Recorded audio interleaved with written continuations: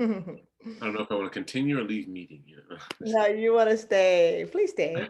Okay, so we are recording. This is Black Girl from Eugene, and we're gonna do this a couple times because the audio I have to start too. So I'm gonna start the audio right now, and then that's gonna be a part of it as well. This is Um, my, I instantly, so let's go everything I say live is on. smart after this. Now, Oh, I should have mine on too. everything I say is intelligent from this point forward. From this point forward, everything is Unrivaled, always yeah. hands. Let The me see if I can find. PhD now, regular PhD. Oh, I don't have my PhDs with me. Dang it! Mm. How do I not have my PhDs? Well, you have it in the mindset though, so it's No, okay. I got it. I'm just saying. Now I'm like, where are my glasses at?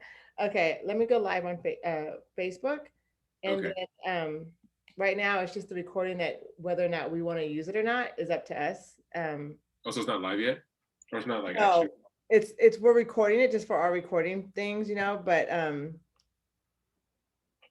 I'm doing a title right now, so I'm gonna say joy from trauma manifestation. Because I have something joy from trauma. Okay, so and then I have to listen to the song "Manifest" before I hop on here. do it. See, by Russ. See, this is how you start the podcast with a nice beat. Yeah, yeah. Do it. My old songs back when I would talk about things that hadn't happened yet, but now I get to talk about. Just got back from South Beach, Collins Ave Shore Club. Always celebrating what I want to see more of. Took my mom with me, let her soak up all the sunshine. Let her watch the rain stop, all because of sunshine. That's what I call foresight. That's what I call manifesting. Into the rhythm of my intuition. Anything I want, I speak into existence. That's how I'm living. That's how I'm winning. 5 days a show now, and you know it's going up. Plays in the millions, yes, I'm finally blowing up. Oh, what the feeling. 10 years making beats. Patience tastes bitter, but the aftertaste is so sweet. Could have stopped at any time, wouldn't have believed this. People used to talk down, but now I got them speechless. That's what I call foresight. That's what I call Okay, manifest. ready? Yeah. Let's see here. Did the beat come through clean, or should I, or nah? Definitely, just keep it going. I'm totally fine with that. I'm just trying to figure out how I can see you and do this at the same time. Hold on. Okay, cool.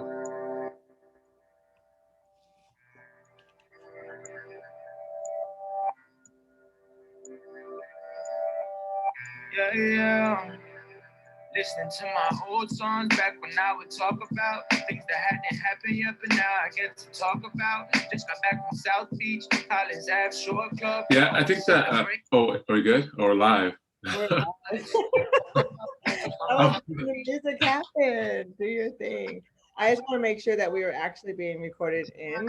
So now we are, and so I can see you and do it. All right, you got your PhDs on. My PhDs, because this one I could say some cool stuff here, but put these on. Those who are listening to us on audio, he's putting on his glasses. Unchallenged, all of a sudden an accent comes through. My pinky has extended. Oh, your pinky is extended. Okay, Right. let's get started. Welcome, everybody. I am Aisha Elliott, and this is Black Girl from Eugene. I am also simulcasting on 97.3 KEPW, local radio station for Eugene, Oregon. I am joined today by my most esteemed guest, Quentin Richardson Brown, Pinky Up. Uh, those Yeah. Yes, those who know me might know that Quentin is my eldest son and my first true love. And I am so happy and proud to have you on my show. Finally, we finally made it happen. But before we get started and you start to talk and get your introduction on, I want to give a shout out to a couple things. So let me get started real quick. First things first is that we've got Juneteenth, and Juneteenth obviously is, I don't know if it's obvious, but June 19th is Juneteenth. And we here in Eugene are having a celebration where there's going to be a lineup. that I think it's from like noon to 7, and there's going to be a ton of vendors that are all Black owned and entertainment that's all Black. And we're going to have intellectual spaces that you can come and talk about race and equity and diaspora and whatever.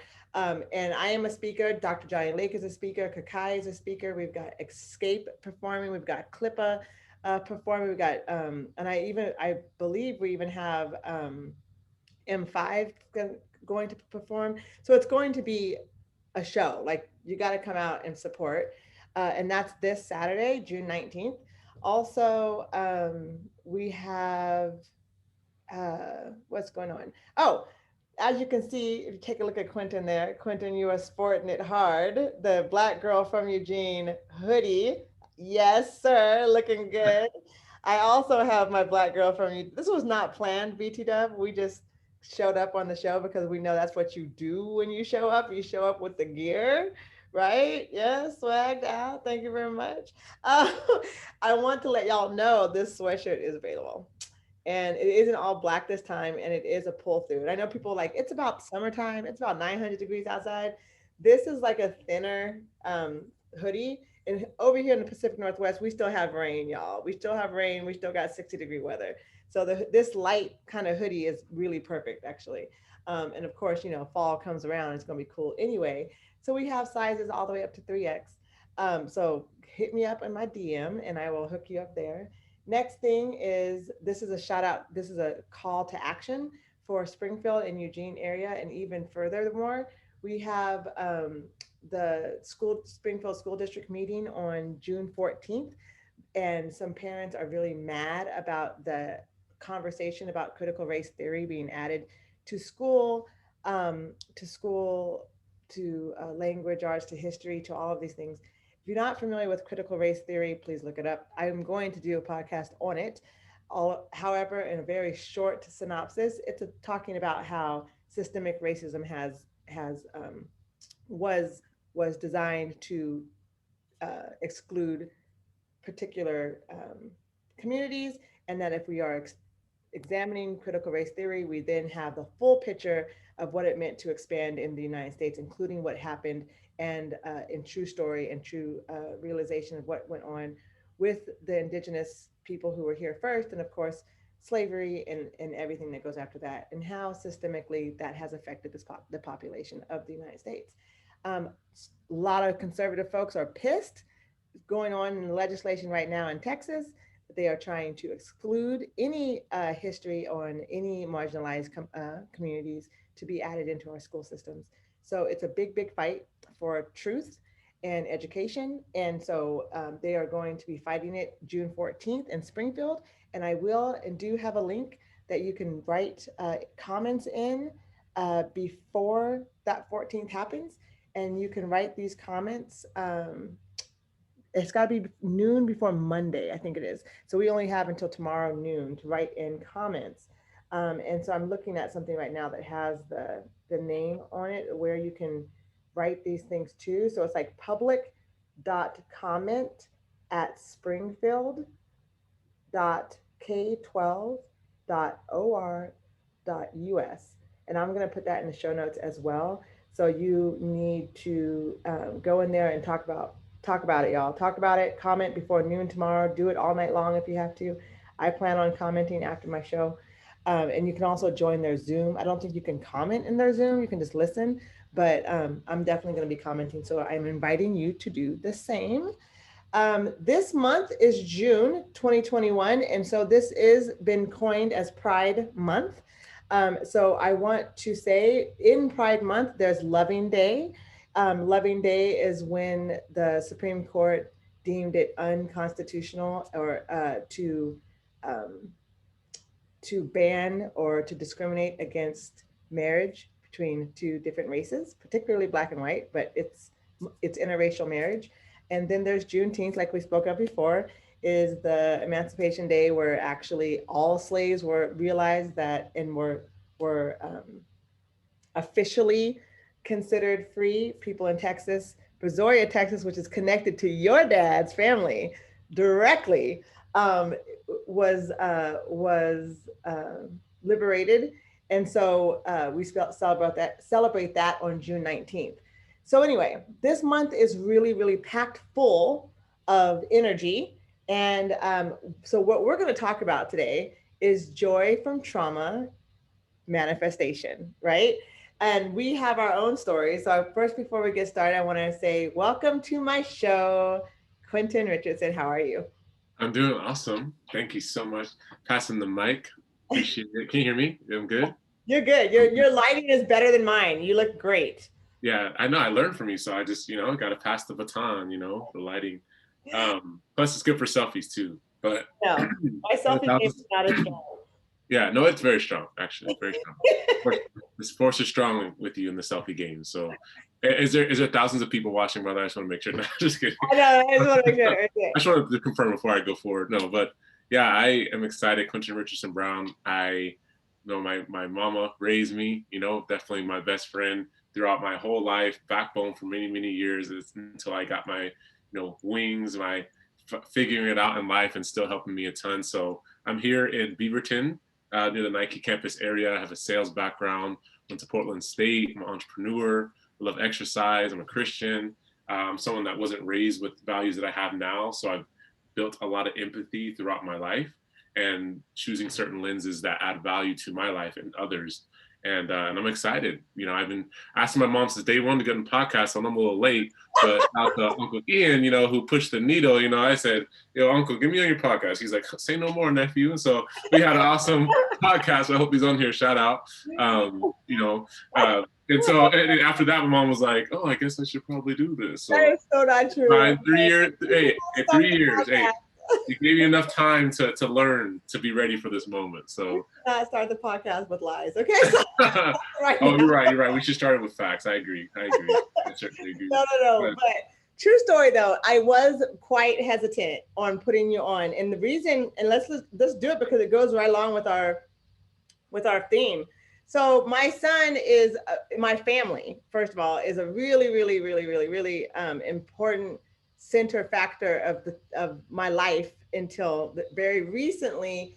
My whole life was very much centered around my children. I had Quentin at 18 years old. And at that point, everyone kind of wrote me off. And I said, oh, no. I'm about to show, just like this whole idea of what we've gone through. I'm going to show you what you don't know about me, right? And what you don't know about me is that my son, even at 18, and I are going to be okay. We're going to be better than okay. I'm going to break all the mold, and I'm going to break all of the expectations, even with my baby. So that was really the attitude I had. And I took it on so strongly that even Nana, my mama, his Nana, was like, you can let other people help you babysit. And I'm like, no, I got it. It was stuff in my teeth. I'm a baby. And they're just like, we can hold the baby. It wasn't about like not accepting help. It was about, I knew the focus and the energy that I put into it would come out on the other side. Even at that age, I knew I had to put my all into my baby and my future, right? And so with that being said, like what you're saying about this whole, like when we're moving forward and talking about what we've been through, you as my son not coming on my podcast after what we had been through, which is very public with the Eugene Police Department, I was actually really protective of our story, right? And I was really protective of you not being utilized by the public as a sense of like, tell us more. What was it like? I was like, I will take the brunt of the public's curiosity, and I just didn't want you in it, right? And so also Black Girl from Eugene was and is a place for me and for anyone BIPOC to come on my show and just like vent and talk and just like be Black, brown, indigenous, whatever, and without the influence of white folks in our show, right? So, or in our presence, like we could just do what we do, you know what I mean? And so that's why I'm always like, get your drink, get your food, kick back, hang out, don't worry about it.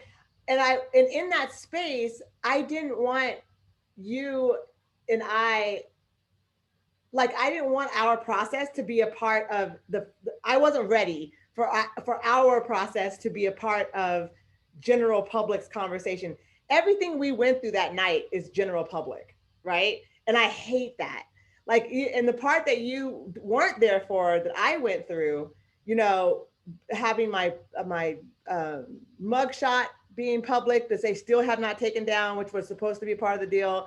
You know, people recognizing me on the street. Oh, are you that woman? I was like, you know, the whole experience of deposition was horrible. Like, I didn't want any of that to be a part of the conversation anymore. You know what I mean? Until I got to a place of real healing, which is what we're talking about, right? I just needed to be in that spot. And I knew for you, I wanted you to be 110 in that spot.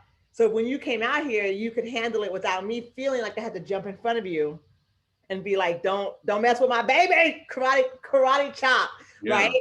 I mean, I know that you are capable, but there was just a protective feeling. But now we're 6 years out, and I mean that you got it, right? Like, I'm not even worried about it. I'm not even looking over my shoulder. I'm like, yeah, Quinn's got it. Like, I'm not worried. So when it came back up now, it was like, okay, yeah, come on my show. Shoot, anyone can ask this question now. I'd be like, Quinn, what you got to say? Like, I'm not worried. It's not in that space anymore. Does that make sense of why I Yeah, hesitated? that makes sense. And I think what's cool about the story is the mother's love, and in all of that is to protect her, you know, and it's something that, you know, if it's a mom and dad, you know, they can both play that role in different areas. As a single mom, you do all the roles. That's why you're Wonder Woman. That's why you're Superwoman. That's why you're everything, because you do all those things. And and of course we have help with family, and shout out to all the fam as well, because it's a tribe effort. But what you talked about too is like what you like. We don't want people to focus on, you know, the issue or our story being so out there, and it's like, you know, where your focus goes, your energy flows. So if we could focus on that healing process or focus on the future, like you're mentioning, since I was a baby, then we can actually start to manifest what we want. But super interesting when you talked about, I want to protect you. I didn't want you to be feel like you had to process this in public, which is beautiful. But that's what a lot of moms and parents do. They want to protect their kids. And at some level, you know, we go out there and we do spread our wings, and we do have to mess up, and you do let go, and you do have us kind of, you know, hit the wall and know like, okay, that's a part of protecting them too. Because if I overprotect them, then it's going to be way more harsh. But if I can let them go, it's actually them building their own type of strength, you know. And I don't know, I just thinking so much. Like, last thing I'll say, and I'll definitely keep going on this, but something that you mentioned, everything that we went through was public that night. And yes, it may be. I think what was not public is what people are seeing right now. And that's the manifest, and that's the lessons, and that's the uh, trial that has now become a testimony that is invisible. You know, like no one could see that or know exactly how that was going to happen, because we had to allow it to happen. You know, in my opinion, people can put the universe, God, a higher power, or whatever you want to say. In my opinion, God is a gentleman, right? Or he's a kind, so he's not going to force any type of like change. Just like, you know, the universe won't force you to do something, but you have to be open and allow that work to happen. Allow yourself to heal. Allow yourself to learn the lessons. Don't waste a crisis. And that sounds super like, don't waste a crisis. Like, why would I want a crisis? Like, I wouldn't be first in line to ask for one, and I'm not about to. It's like, if it comes, like, oh my gosh, this is a growth opportunity. This is a manifest opportunity. This is an accelerated opportunity. Like, you see, not in the moment, right? You're like, yes, you know, but later you're like, man, I want to actually grow from that, because I've known myself and many others who, I guess, their pain can become an idol, right? Their pain can become something that is really almost like, I talked with Uncle Ian, it's something people love. It kind of gives them that energy and actually sense of importance. Yeah, it gives people a sense of importance. If I'm sick, then a lot of people are gonna come over and I'm gonna feel love. So because, you know, I'm gonna be sick all the time, because that's how I get that love. Whereas maybe my thing through trauma or my story, people can cling to it because it kind of gives them a sense of discomfort. And I'm speaking for myself too. So this isn't just like pointing your fingers. So there is work that needs to be done, right? Like, going through that story, it was like, man, you know, I could have just strung it out longer than it had to be strung out in my own personal experience, you know. So I don't want to come off of like, you're holding on to it, you know, like, no, like, you know where you're at in your journey. But I think that was big for me, was just like, man, I can't waste this crisis. I want to move forward. Like, I'm speaking what I want. Like, I'm mentally healthy. I'm physically fit. You know, I was almost 400 pounds. Like, I am physically fit. I am healthy. I'm a warrior. I'm a champion. I'm growing. I'm attracting abundance. I have it right here. I'm attracting abundance. I manifest everything I desire. I focus my attention on gratitude and love.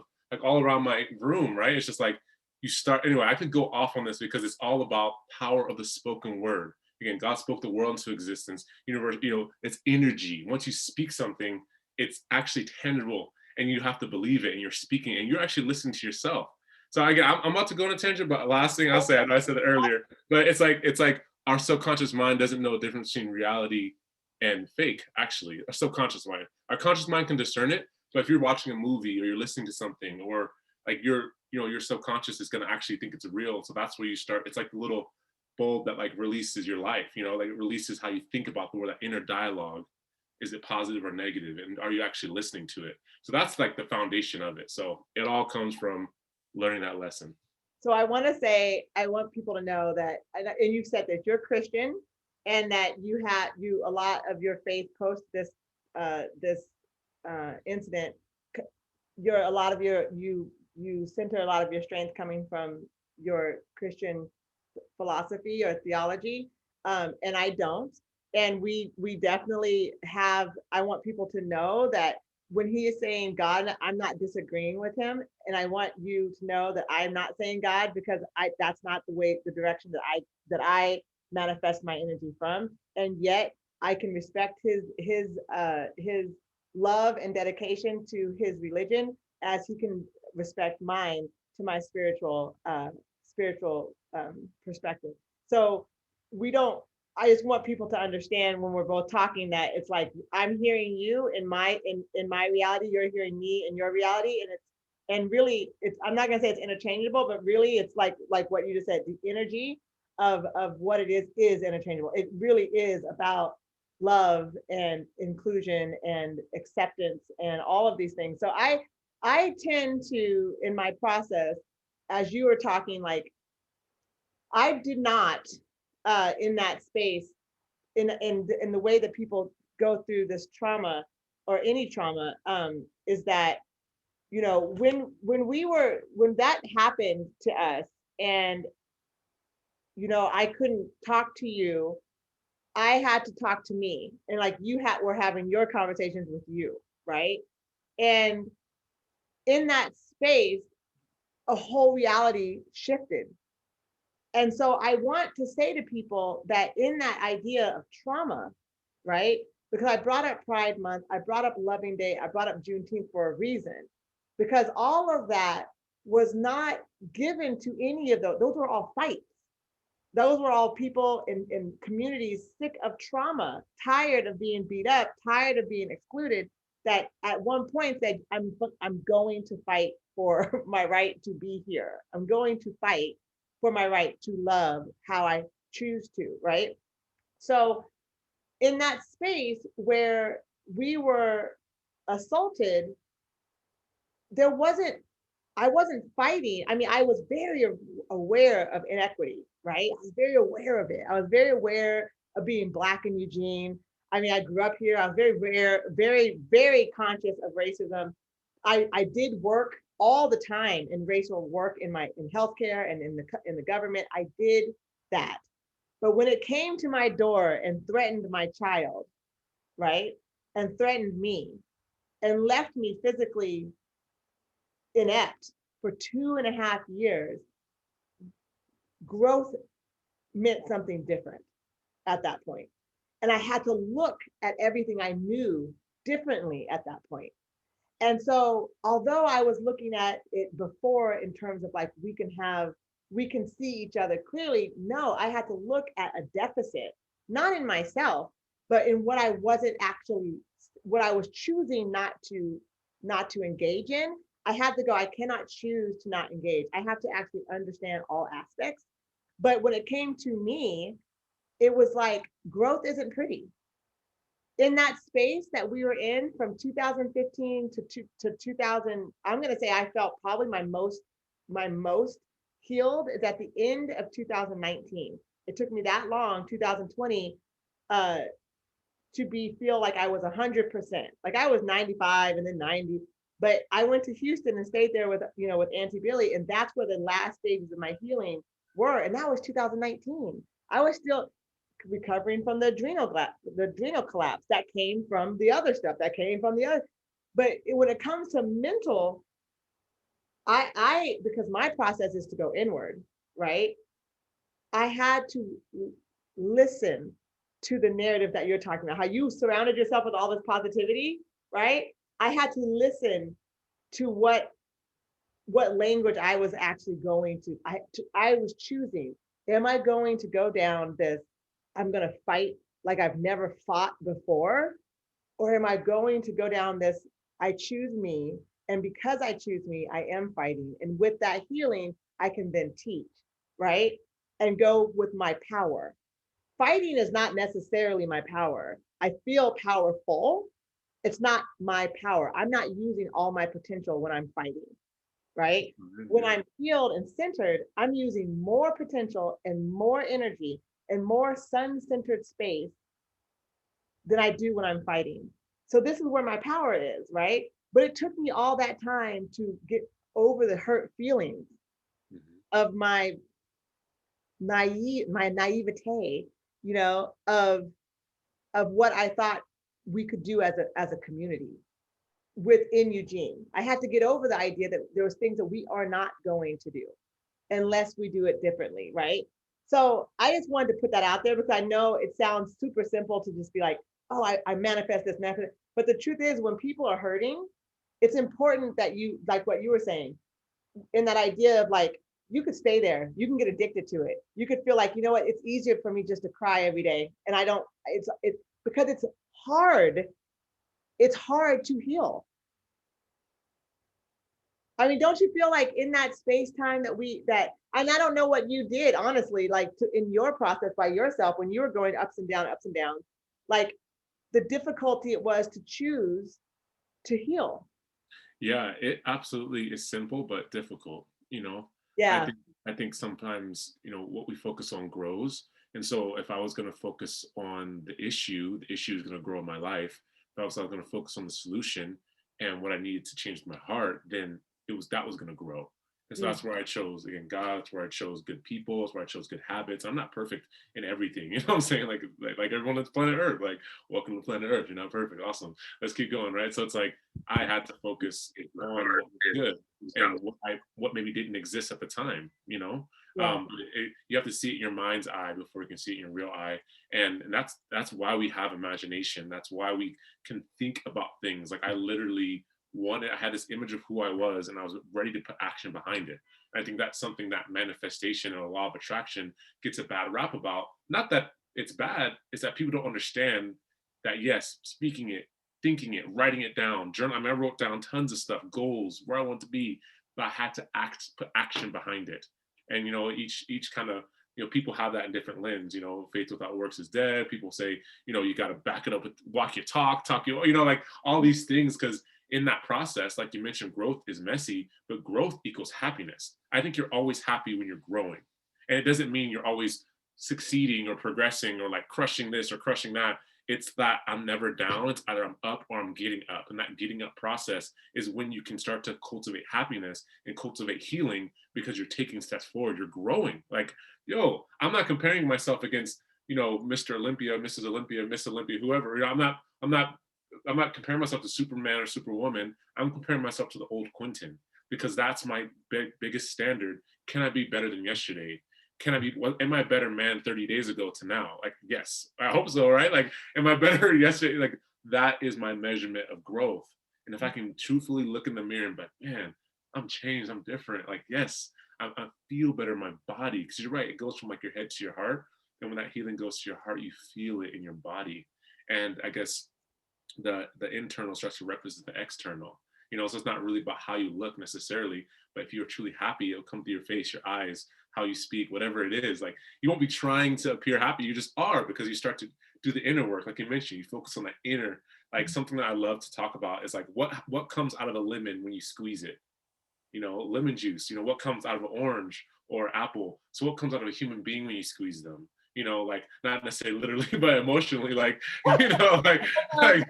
What? yeah, and it kind of squeeze, but it's just like it's what comes out of you when life squeezes you necessarily, and it's not Right. always pretty. I even speak recently going through life stuff. It's not always everything's pure inside your heart, but if you're like, wow, like I'm going through a lot, and maybe all of a sudden I'm working out more. Maybe all of a sudden I'm complimenting more people. Maybe all of a sudden I'm just trying to grow, and maybe I'm falling down, right? But it's like, what is in my heart? And that's why trial and crises or trauma, it can show, it can introduce you to you, and that at that point you can start to grow.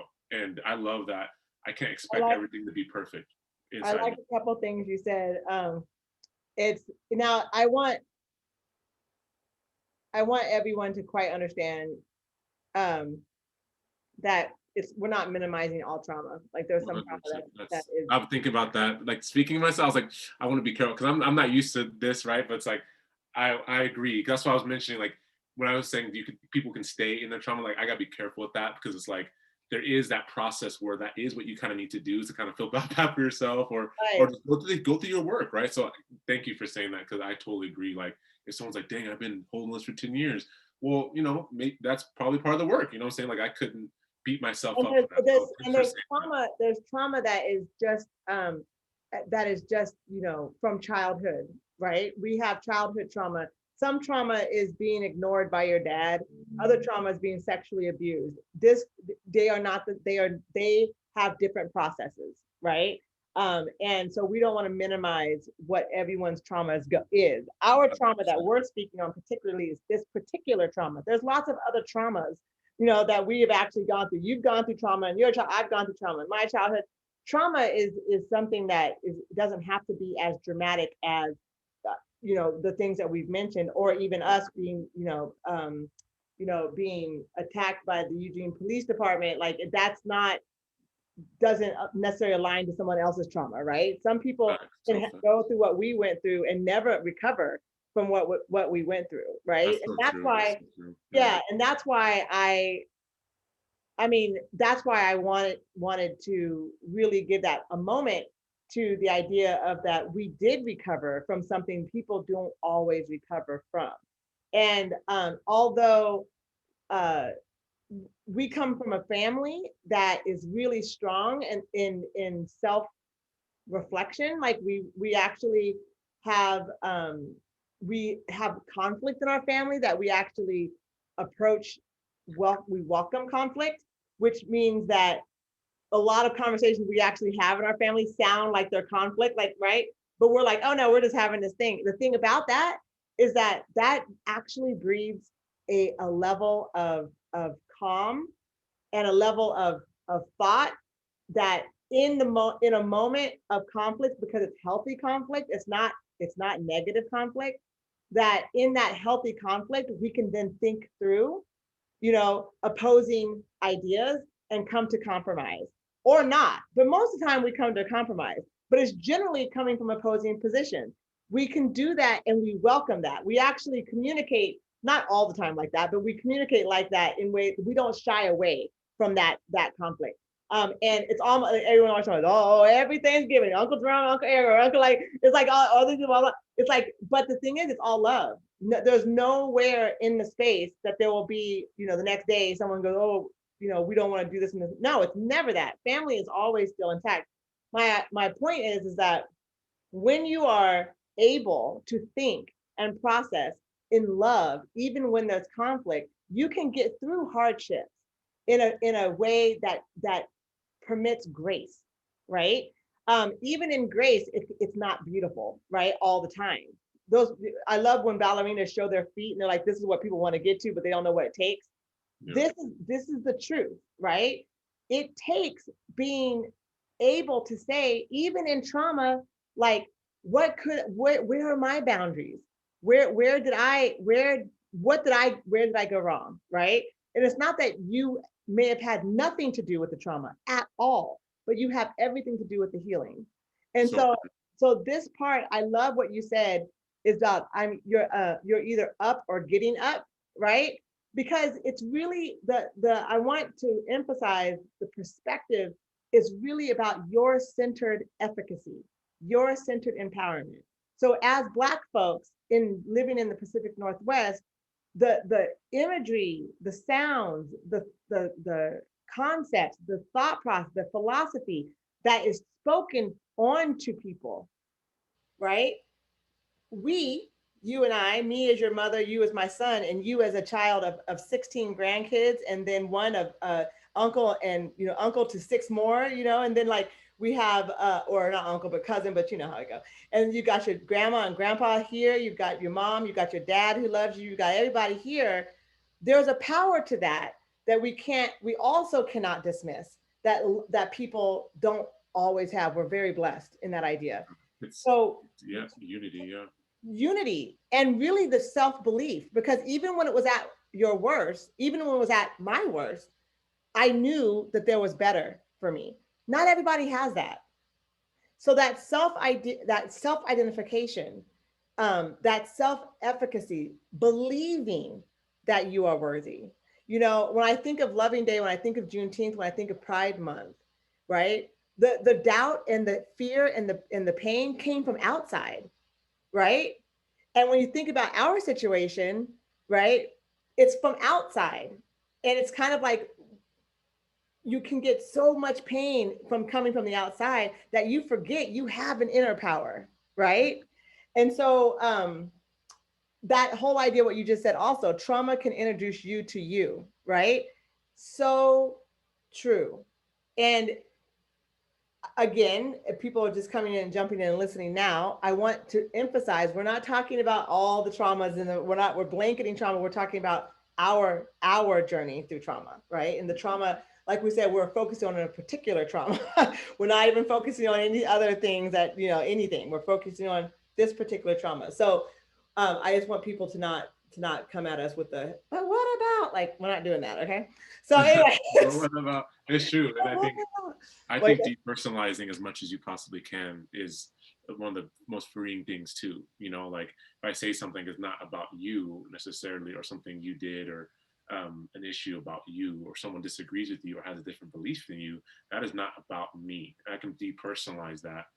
So someone's trauma or someone's experience is their experience, and I'm working on this, right? I'm not like, oh, I'm perfectly depersonalizing my whole life, and it's hard. But I can remember that. It's just like, oh, like if they went through that, like, wow, like that's not necessarily saying mine is insignificant, or that, man, like what do I have to offer because I haven't gone through anything, right? If someone's saying that, and it's just kind of like, no, like it's not, it's not necessarily saying your journey is invalid, or that it's worse, or but that's been a really freeing thing, is how can I depersonalize someone's comment or someone's mind or someone's thought, right? Because if you really do think about it, like, hey, I believe in this, in that sentence, I believe in this, like it's not like, oh, well, you have to believe what I believe, and I think that's the biggest issue, is like, dude, okay, like, just, it's not about you, relax. The world is made up of entirely other people besides one small exception, so relax, it's just like. Yeah, it's so funny that you said that, because I was in therapy in Houston, and I was saying how I had to go back to Eugene to do something, and I was like, oh, I don't want to go back.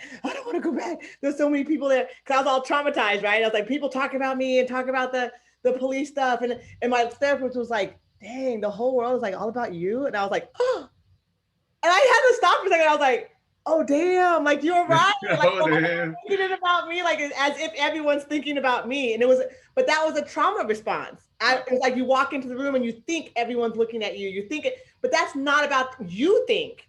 They're not saying anything to you. It's this narrative that you are playing through. It could be evidence-based, or it could be trauma-based.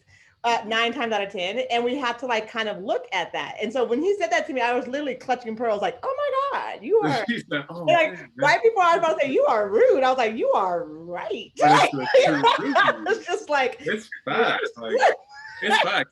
Like this is really interesting. So if you write out the word belief, like, was it how do you spell it? B-E-L-I. Wait, hold on. Yeah, I don't know. How do you spell it? B-E-L-I, right? I-E-F, yes. All right, right. So if you look at the belief, right, what's in the center? If you go L-I-E, right, Yeah. what is it we believe negatively could be a lie? Like if you look at that L-I-E, it's like a lot of the times, and I'm just looking at a negative lens, right?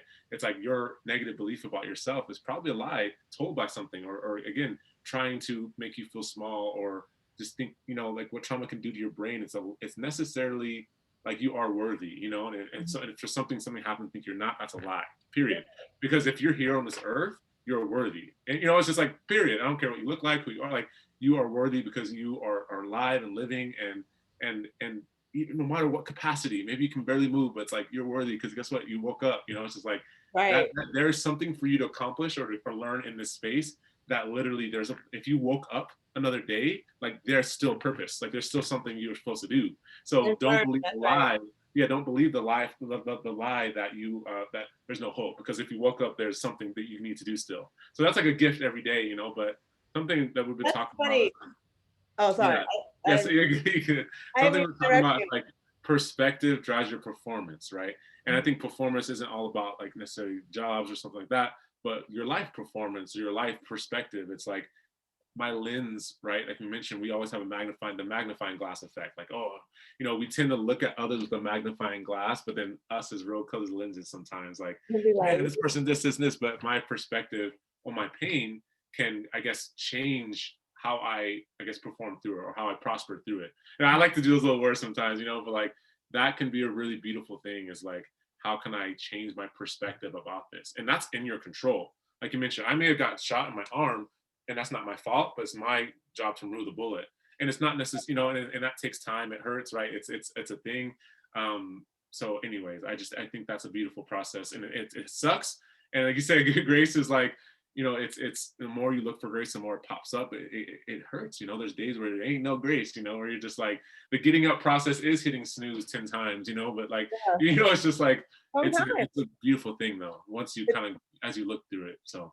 Yeah. Yeah, and honestly, if you woke up every day perfect, you're a lie too. Like, so don't give me that bull. Like, not you, but you know what I'm saying. Like, don't try to like, oh, I'm grief is a tricky situation.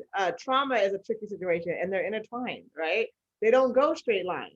And when you see someone who's perfectly perfect, that they are avoiding, you know, reality, and it doesn't. And someone who is down, down, down, they are also avoiding, you know, what it takes to stand back up.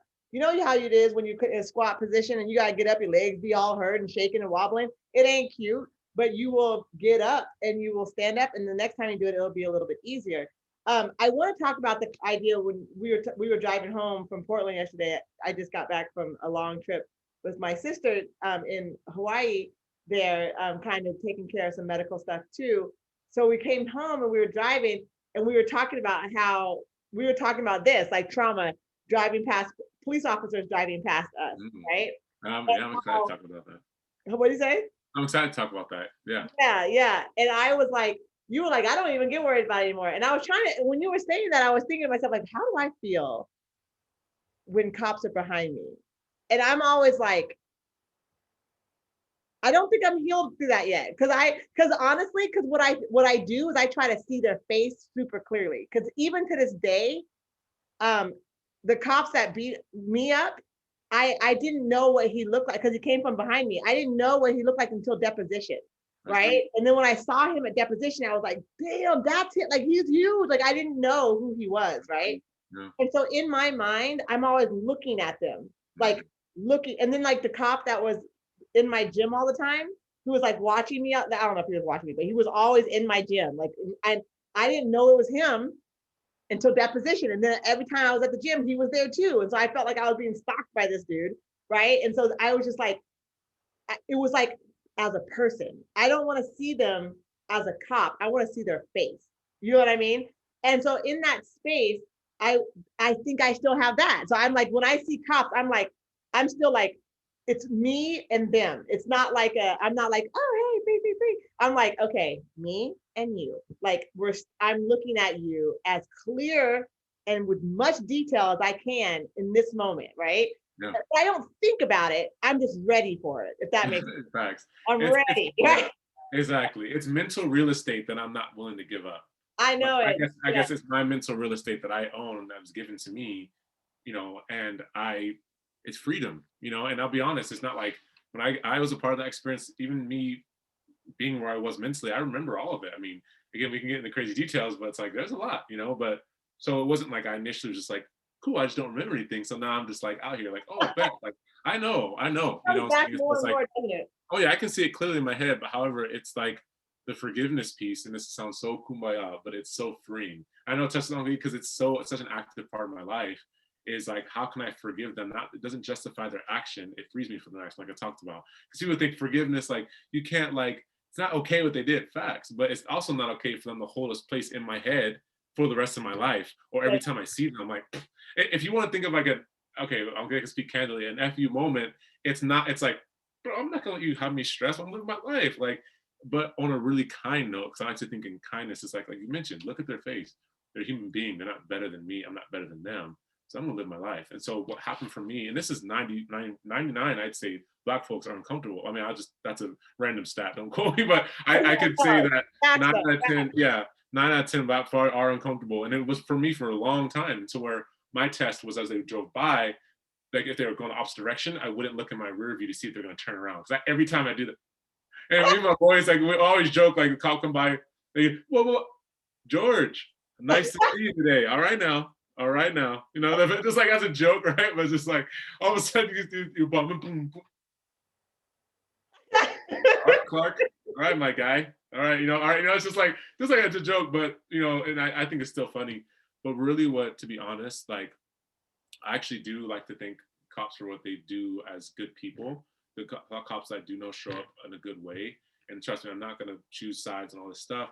At the end of the day, it just helps. It's what I can control. That's it. I can control my perspective.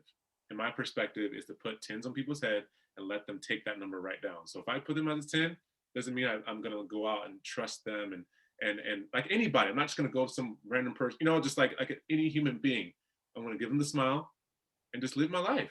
And it's like, I can just breathe. And like, as they're just last night, I love it that I can speak this. Last night, he's right next to me, a cop. And I was just, like, I just went through my thing. It was just like, and it's not out of like, I'm gonna do what I want. It's just like, I'm freed from that, I guess, mental slavery of fear, and this mental thing of like, every time I see a police officer, they have control over my emotion and my body and my whole state and my being. So that's where my healing came from, I guess, freeing myself from that. But it wasn't just like an automatic, like, your jail-free card. Like, honestly, I live my life, and I'm not saying I'm perfectly, like, always. I'm just trying to think about this. Like, well, I want to be clear too, because I want people to hear, and I want you can speak on it. What I hear you saying is that every time a police officer goes by you, you're not going to allow this automated trauma response of like, oh, like what? But what you're doing is letting them show up, and you are not naive to you being a 6'2", 3" Black man, right? You're not naive to that. That's facts. You are aware. You are aware of that danger when it comes to someone who is afraid of you. It doesn't have to necessarily be a cop, but it can be a cop. Yeah. But it can be an old lady on the street who is scared of you that uses the cop. You're aware of that. 100%. But what you're saying is that you're not going to walk around with that being the forefront of your mind. You can see you have strong enough. This is what I hear you saying, is that you can discern when there is a space that needs to be taken up by an alert system, not a fear-driven system. It's kind of like you're alerted to when it's no longer a 10, right? You're not guessing at that anymore, right? There's no like, am I okay? Letting them give you the permission that you're okay or not. You're okay until you're not okay, and when you're not okay. It was fun until it wasn't, It's just like, that's why I think it's just like, yeah, I didn't see you since the last time I saw you. It's just like, okay, it's just like, man, it's like, it's cool because it's like an awareness alert, I guess, an awareness system. Because at the end of the day, you're right. Like, oh shoot, was like, yeah, it's true. Like, that's why I like to say that I love that the experience happened the way it happened. Like, I wouldn't choose it again. If I could somehow go back, the only reason I go back in time is if I knew everything I knew right now, then it'd be like, of course, like that. Let's go back to day one. I still know everything. Like, but like, honestly, I'm glad it happened the way, because I thought I can speak from testimony. Like, if I never had that happen, it'd be very like, oh, like, easy for you to say, like, actually not easy for me to say. I had to walk through it. I had to get, punch, all this stuff. And it's just like, that happened for real. And so now that I can actually, I guess it's like, I can have moral authority. Like, I can speak, I can talk, what's the word? Like, back up my talk, because I had to walk through it. So I guess, oh man, I like to just listen to what you're saying, so I forget what I had in my mind. But I think you gotta write it down. I do the same thing. When you say something, I just jot down. Oh, I got it. Yeah, that was so true. So it's fear, right? Like, what does fear even stand for? It's false evidence appearing real, And so that's something that FEAR, right? And so it's something that I start to live that out around, what's the false evidence that I'm allowing for to control me, right? And so it's not false evidence that there's there's racist police officers and there's stuff that happens every single day that doesn't even make the press. That's not false evidence. However, the false evidence is that when I'm living my life or I'm driving, that something bad will happen to me at that moment. Right. Is there stats? Is there likelihood? Is there this? Is there all the stuff I could be thinking about? Or is it cool? I'm doing what I'm doing because I'm not going to buy into that false evidence that's actually there in my space. So I hope people hear that it's like there's not false evidence of evil and racist in a broken system. There's no falseness in that. But I think as I live my day-to-day life, I don't want to create that evidence when it doesn't actually happen, I guess, in my space at that moment. Like you mentioned, the 10, but until something goes down, then that's when it goes down, and it won't be, anyway. So I hope that makes sense. I want to kind of flesh that out a little bit better, but it has been very, very freeing because, yeah, it's just a cool thing, I guess. It feels good to like feel more positive. Again, it's that inner work, that heart work that I just ain't got time to be like, I guess, like I don't want to like have that take up my day. Just people say too blessed to be stressed or whatever. It's just like, yes, I still have stress in my life. Yes, I'm still walking through many things. Like Mama said, this is a part of one area of trauma that, that's just a big part. I'm not saying it's a small, but it's big. But I'm walking through a lot, but it's understanding like, man, how can I just free myself up the best way I can? I remember when people used to tell me, I did a whole podcast on it. I was like so emotional.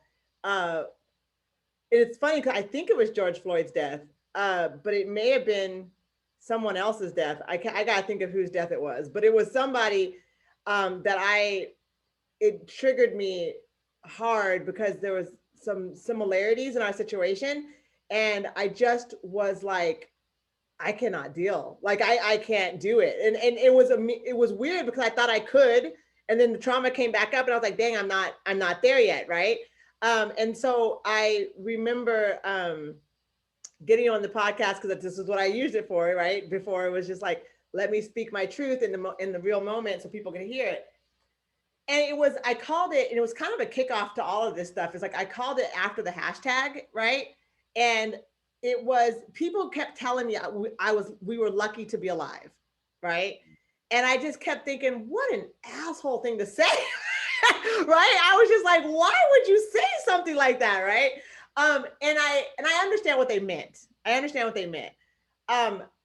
But in that moment, in that long moment, like in that time, the pain that it took to be here in between worlds, right? Of the falseness and the power, and then not thought I had power, but it was not my full potential power, right? I thought I had, voice, but then it wasn't. It was a voice going into the chamber, right?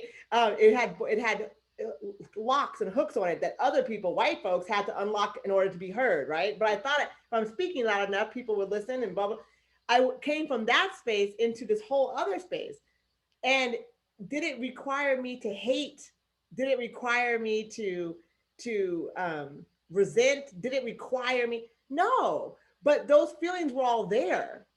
But it wasn't a requirement for me to move on, to stay in that space, right? But it was like a process. Like it was something that I think you have to go through anger. Yeah. You have to go through loss and sadness, right? And so after the hashtag, no, I didn't lose you, and you didn't lose me. We both survived, and I'm air quoting survived. But there was nothing about our lives, good or bad, that stayed the same. So we had to grieve the loss. Like our relationship, me and your relationship, had to process. We had to change our relationship and morph through whatever that went through. So there was loss, right? Thank God, right? That you and I attribute this to Nana and Baba and myself and the family, had your inner voice was louder than the outer voice, right? And so thank God that brought you to the end where you could come back to being Quentin and being here and being better than ever imagined, and even in your own head. And for me, I had to lose who I thought I was, right? Even that, like you said, that we started this podcast off with protective mama, I had to get to the point where I can't protect my children from everything in this world, right? I almost died trying to protect you, which I would do again if I had to do it again. But there's a reality to that. when you just go, oh my God, you know, I there's a limit to this. And it's the same thing you said. There's a point where you got your kids go on your own. When you're a black mother to a black son, the kids going off your own is not comfortable for many, many things, right? For the regular stuff, for all the regular stuff. But then there's that other stuff, right? Then there's racism, and then there's sexism with my daughters, and then there's black women being, I mean, there's just all kinds of other things that go on. So when it's put into my face, thank God you guys didn't die. And I was like, there was a massive part of us that died, right? Mm. A massive part of us that died. Now, and in that space, who knows what was going to come out on the other end? That's my point of like, in that space, it's so scary for folks to stand up against that adversity of growth, because you don't know what's on the other side. But that faith that something better than you've ever imagined can be there, right? Not that it will be there, but it can be there, is something that comes in time in healing. And that's what I kind of want to say, it's just that this whole process was hard. And it was harder longer than it was better to be for me. It was harder for me. I mean, it had to go all the way in for me. I lost the ability to talk. I mean, I'm not talk to walk. I lost the ability to work. I lost the ability to function. I mean, literally, the energy of the source of your body crashed for me. You know what I'm saying? My body is still not. I'm sitting here right now with my right side being like, like all. There's things about the loss that was something that I had to come across in my mind, as what you're saying, like, how do you benefit from that loss?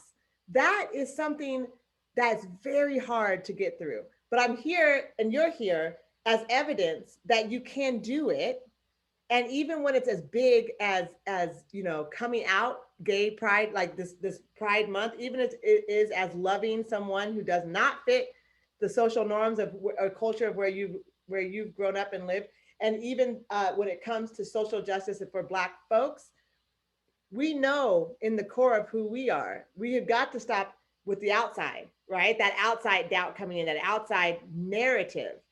And we know. So that's in our celebration, right? It's in our celebration. And I just want to give acknowledgement to that idea that, like, everyone who is healing is losing and gaining. You're losing and gaining. And it's okay to be sad for what you've lost, even if it was not the best for you. Yeah, and something I want to add is that the rejection is a redirection, Mm-hmm. and you can You say are all for the memes. That's all I'm saying. I just have to get you. You're all no, for the it's like heavy the quotes. rejection, yeah, rejection of hope or rejection of who you want or loss. Your obedience can be someone's deliverance, and I'm saying obedience, like obedience to the lessons that are being happening in your life, or the obedience of just following through on your journey, or your healing. Like you mentioned, people may not 100% heal, quote unquote. I think we're always healing in some sense, or Yeah. growing. Like say healing and then growing, right? It's like Yeah. kind of the most similar, but again, perspective, right? And it's like that is something that if you can still maybe be in that place, but then just be fighting or just growing, that can be someone's deliverance. Oh my gosh, you're handling that and you're doing that.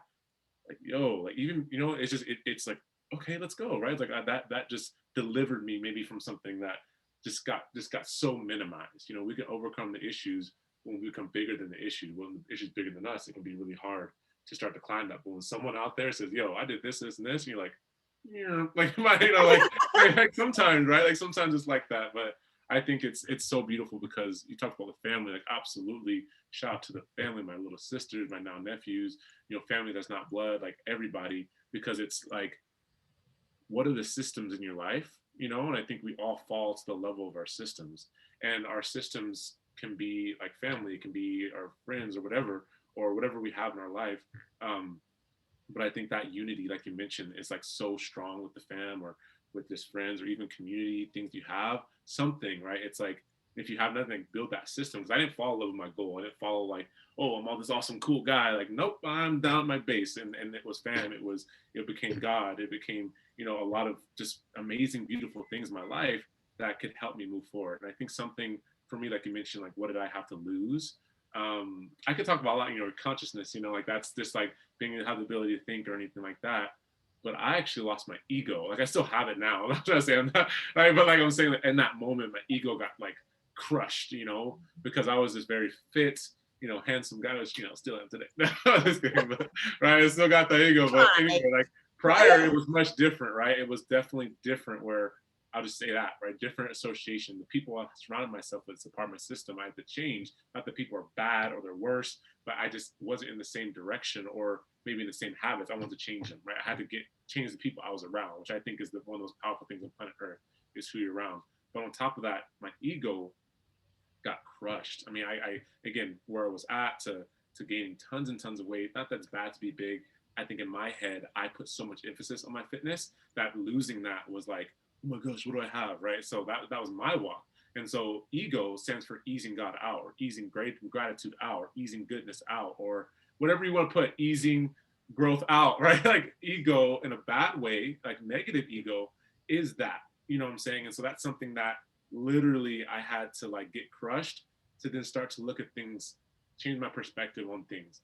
My fitness, which did come back, my mental health, which has way stronger than it was prior any type of injury, medication free, all this stuff. But now I'm not looking at it as of like, I earned this, like this is me, like I'm the man, it's like I'm still again working on things like that. But it was just like, man, I had to get that freaking run underground because it was like so much bigger, and I was just so, the Superman type of dude. It's just like, relax, like you're not that cool, it's just like, like I said, down, sir. take a seat, and I'm still again working on that area, because I think when you can overcome something, you can actually add to your pride too a little bit of like, I overcame that. I don't smoke, I don't drink, like I don't struggle with that. It's just like, oh, but but other things in your life are this. And something I want to touch on with like Gay Pride Month, because especially coming as a Christian, it's like people are like, what is he gonna say? It's like there's so much stuff about that. But I think what's beautiful is like what I just mentioned is that, when I talked about, oh, maybe I'll overcome this, and so I can become like really think I'm cool, but I'm still with that. In a Christian lens, we can see things as negative, right? But people, for some reason, want to put gay pride or gay people as way worse than maybe them or something that they do, or because it's sexuality in itself. So I can't say that my sexuality is all of a sudden more holy than their sexuality if it's in the same light. So that makes sense. If I see something as negative or I see something as positive, it's not that I'm ahead of that person. So I always speak carefully, because again, not everyone has to agree with the lens or which I see things. I just don't think as like, I don't know. It's almost like I can't look at someone as below me because of any sort of choice, because we're, as people, we're exactly like, no one's better than me. I'm no better than anybody else. So in that walk, I think where we as Christians go wrong is to want to go and like just throw people down and like, talk about why people are terrible when maybe I just went and abused somebody. And I don't do this, right? But maybe I went and I think something I do is maybe I was really rude to somebody, or maybe I had an ego moment where I made someone feel small, which I've done, right? And I've been forgiven, stuff like that. So it's like, I can't like try and pick someone's life apart that I don't agree with personally. You know what I'm saying? And I think in that way, I'm just going to love people for people. I'm going to love them for love. And I'm just going to have good vibes only, and I think that's the thing is like, I could be in a space where no one even knows I have I'm religious, because when you live it out, it becomes spiritual, it becomes this vibe, it becomes this like, no one really necessarily, you don't have to say, show up, hi, I'm Christian and I'm going to talk to you today. It's like, no, I'm Quentin and these are the values that I live through, and you'll feel them before you see them. Your vibe introduces you before you introduce you. So I've chosen to have that be my vibe source, right? But I think that's where I want to keep that love. And I mention all this because with Pride Month and things like that, I don't have it as a negative vibe in my head. It's just it's like you said, grace is grace, and like I just live my life. And I think I know I could have been on this whole podcast and never mentioned it, but still lived through it. Because I think that's more important is how you walk it versus how you talk it. And I think that is a difference with, I think, a Christian and maybe a bumper sticker Christian. We all talk about that. And it's like, I want to say, and I know this is not really the part of what we're talking about, but I do want to asterisk the idea that there's no part of the LGBTQ community that is choosing to be one way or the other. It is a natural, absolute human fact that there are LGBTQ folks in the world, and that is how they were born, and beautifully so. And so I want to asterisk that, so that it's not that there's a choice being made. I want that to be very clear. I in this idea, we talk about the Christian lens of anything, right? I always the reason why I think it was easier for me to just say yes, Quentin is Christian and I'm accept it for what it is because you of all Christians that I know, you and maybe one other, I mean, to be really honest, and you know who I'm talking about. Yeah, I know. Yeah, you and one other, I have never felt that you would ever use your religious beliefs to judge and condemn other people with it. And that unfortunately is the reputation of Christianity. And when it comes to healing, you know, it being a one all be all for Christianity is also the reputation, right? But when you meet people who embody the value, it's a different experience. So I'm just gonna leave that there. Like I think you and my friend Tamika, you guys really do embody the values, and you wouldn't know from one way or the other that you're trying to push, and I'm air quoting Christianity onto anyone because it's the values in which you live by, right?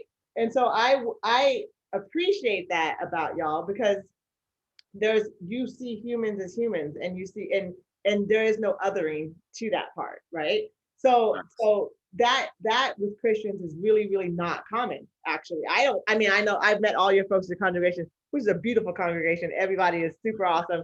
But like we're talking generality, like generally the Christians I've known, and I lived in Texas, you were born there, like I know Nice. Yeah. folks to be judgmental and they are very, very closed-minded and super, super conservative in the ideas, no critical thinking happening, no real love actually going down. It's just the law and the rules and it's just like, and then you like don't even have the rules right. Like it's like, so I want to give that opportunity for when people hear you to understand that even in and here I am being my mom, the mom role, like even in my understanding of because I was just like, I had to stop myself when you first told me, I'm going to go, get baptized, blah, blah. I had to stop myself and just be like, if anyone can embody Christianity in the way that it should be, and I'm saying should be practiced, it would be Quentin, right? And so, yeah, and so I had to like step back from that. So I just want to put that out there. There is no othering of LGBTQ on this place, right? In this space, right? There is no othering of interracial marriages in this space. There is no othering in that we're all up in here, right? Exactly. And something I want to add too is like, I think what comes with that living through the values is the imperfection of that. Yeah. Because I've messed up all the time, so I just want to have that out. It's just like, and that's a part of the beautiful thing is like, even in how I say something, my intent is good. My intent, I'm a good heart and I want to do that. However, I can say things that though my intent was to be kind or my intent just in this moment. So I do want to apologize if I did maybe say something that wasn't my intent, right? Or it maybe came off of a way of like, he's saying this, but he probably means this. My meaning is positive, but I just know I'm still growing in ways I can say things and communicate, and I'm always open for feedback.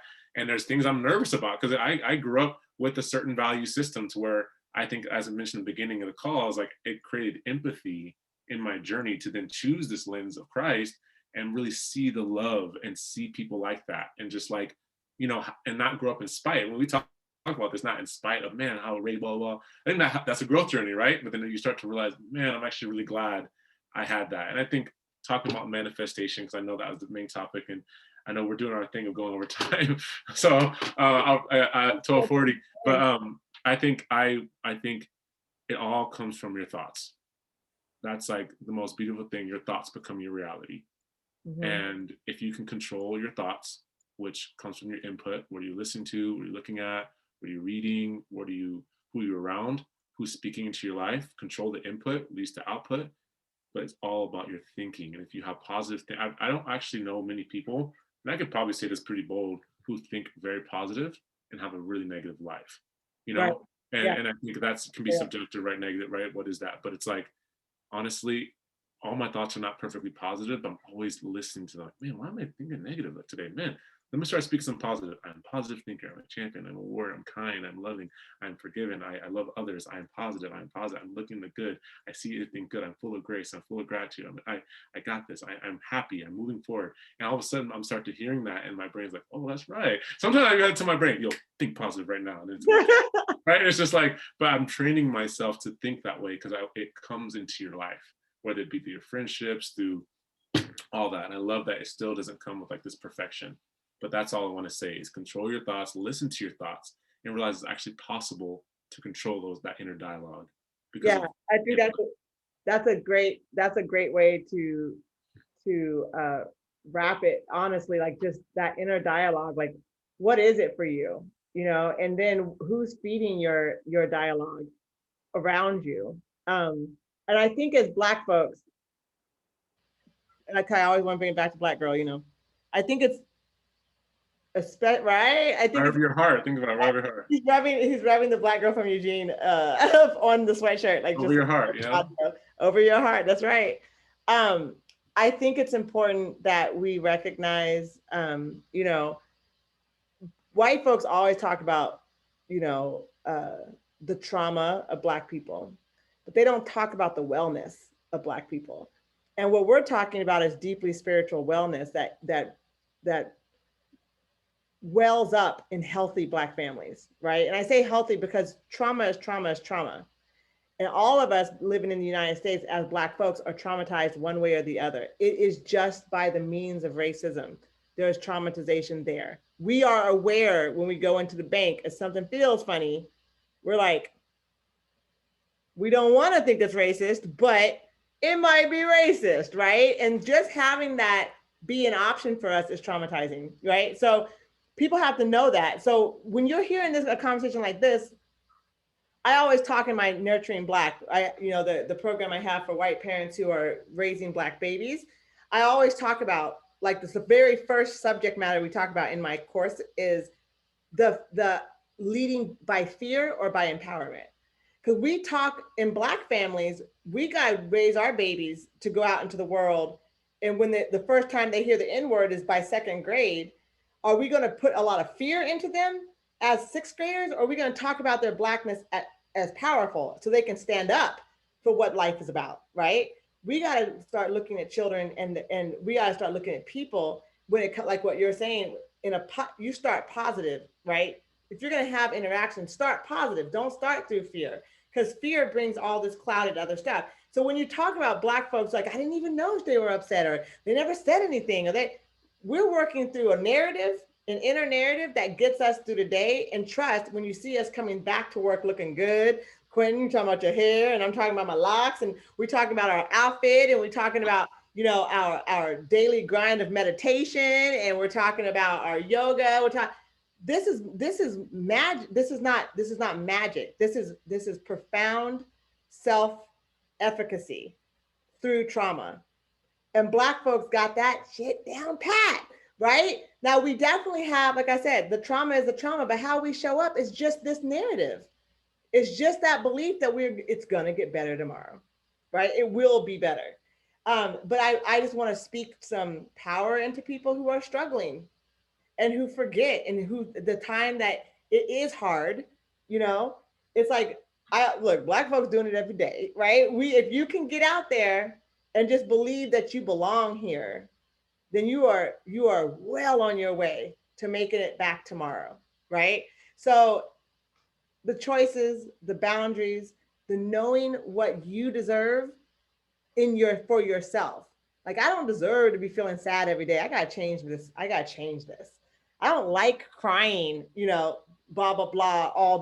I remember it was a lot of stuff going on even before we got hit by EPD. Just in my life period, the divorce, Jasmine, there was so much stuff going on. And I remember literally the day I cried for every day for 1 year. Like, I didn't realize it had been a year until the day I stopped crying. And I was like, oh my God, I didn't cry today. Like, I cried every day for a year. And even when I cried, I was at work. Nobody knew. And it wasn't because I was hiding it. It's because I knew that I needed to do it. was like, I need to feel like this right now. Right now. It will stop. I need to do this right now. Like this is where I'm at because this is what my body needs.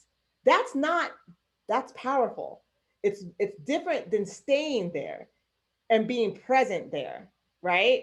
You can be present and know that you got to it's got to move on eventually. Doesn't have to be tomorrow, but you got to be present and then you got to move on, right? And I remember I was like it's been almost a year. I've been doing this for a whole year. And then all of a sudden the day I didn't do it, I was like okay, we're moving on, right? I didn't know that. I didn't even know that. And I like exactly that, and that's like just now, I'm just new news live. I think I just want to add something because it's so beautiful what you mentioned. What we suppress, we empower to destroy us. uh, What we suppress, we empower. So yeah, I love that you did not suppress that feeling, right. because if you try to, it's like the beach ball. If you have like one beach ball trying to hold it underwater, then you have 2, 3, and 4, and 5, and now you're like trying to like, and then it's just like it's gonna like explode somewhere, right? And so Right. I love that. Like don't like try and force it. Like it shouldn't be sad because I think I can come across that way of just like toxic positivity. People think it's like warrior chick, blah, blah, blah, but it's like actually, yeah, I be in the fields. It's just like let that like crying is so beautiful. I love the tears. Like it's like this cleansing process. So thanks Yeah. for I just want to add that because it's so true. Let that happen. Be It's a present. difference between wallowing and allowing yourself to feel, Yeah. and we do that so easily, just under the rug, keep going because we don't have time to feel. But it's like that's part of the journey too. But it's like, yo, like let that let that sadness, let the anger, like mine's expressed through exercise. I'm mad, Yeah. or it's just like, or it's through prayer, or just like meditation, or crying. Like I love that. Yeah. So Yeah. and Well, anyway, so beautiful, mama. thank you so much, Quentin, for being on my show. I literally was not watching the time, so thank you for telling me that we went over an hour. So I had no We're idea. slightly late because maybe possibly me, I guess. Yeah. No, definitely me. Let me So get fresh. Let me get fresh. yeah, Actually, I mean, we still would have been late on me, like go for it. But then you were like, let me just make it like extra late, so it's all good. I take ownership. All right, it was Apple did me. not It was fall me. far from the tree. Okay, so I'd be like you. No, I, definitely. you know what? I don't even like. I Sure. think last week I came on late too. I was like, you know how this is my show, y'all. You know how I do. Like, Pretty sure I made you late last week too. We were talking on the phone. Remember, you're like, "Q, it's 11." Anyway, anyway. See, this is how it goes. Every phone call. This is actually like insight into many of our phone calls because I feel like, they'd be, all right, mom. Hey, what'd you see that was? It's just like 2 more hours, 2 more 10 hours. times, and I I don't don't take know. that for granted. So I love that. So I love it too. Well, I love you, Quentin, and thank you for talking about this with everyone being here. This was just like as everyone listened, I hope to the end, you just witnessed a full circle of healing because this was really I really was not having you on the show due to past trauma and a sense of fear, right? And so being past all that and knowing that that is no longer something that's dictating mine or your life, I'm so happy you're here because you were excellent to have on the show, and you should come on and talk more about more things. I'm Um, down. yeah, I have Uncle Ian coming on. I had Anna way early on, so I want Anna to come back on too. Like my family is just so dope, y'all. Everyone can learn from my family in so many ways. I haven't had Jasmine on yet, but I kind of want to have Jasmine and Barbara. But they, they'll I come in get their own Nana maybe time. too. That would be huge. Who? Nana. Nana. So Nana doesn't really want to come on because she feels like she'll get too emotional. And so That's I was like, okay. That was beautiful. I want to throw that out there. So I I love. know. I'm actually Get gonna the go see cameras off. Like have it recorded, but just be legendary. Just saying. I know. I'm gonna go see her, and I'm gonna record conversations we have. But I don't know that I don't think that she wants me to do this on Black That's Girl it. Game. That's So, sorry y'all, but because for real, we have like the golden woman in in our family. Our matriarch of this family is whoa, like whoa, whoa. So maybe I'll find snippets that we can put up, but not like the whole thing. You know what I mean? Because I know she's got some real deep advice and deep life that we could all learn from. So anyway, thank you so much, Quentin, again for Of course, being on Mom. my show. Thank you for having me, and I love you more. Hey, I didn't kind of say, he skipped that. I was supposed to say I love you, and you're supposed to say I love you more. See how he did that, You said I love you earlier, so I love you more back. y'all? So Oh, okay. You can record. You can go back recording and check. Right. After the live is over, Right. That's how you know there's love. Like, I love you more. Okay. So it was like, yeah, we said a long time. So anyway. So I'm gonna stop the recording here, and then I'm gonna go over to Facebook and stop the recording there. So just hold on 1 second. Thank you, sir.